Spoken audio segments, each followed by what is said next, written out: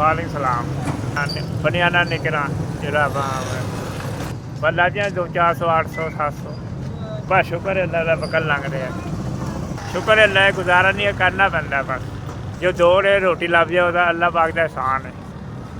शुक्र है अल्लाह पाक का, बस रोटी चल रही है, बस औखी सौखी जिस तरह की ये चलती पई।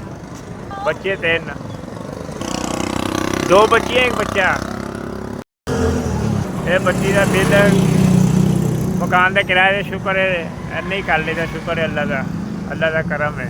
बड़ी मुश्किल ਨਾਲ पूरा कर लेता मकान का बिल किराया। नहीं जमा जुमा कुछ नहीं है।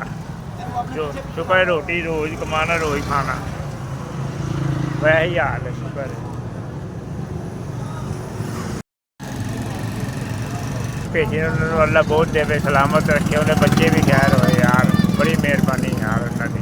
तो अल्लाह तुहानू देंदा रहे, बस गरीबों की मदद कर दे। अल्लाह तुहानू बहुत देवे यार। तुसीं 5000 रुपये दिता, लखा वगरा है। एस भी एस तुहाडा बहुत शुक्र।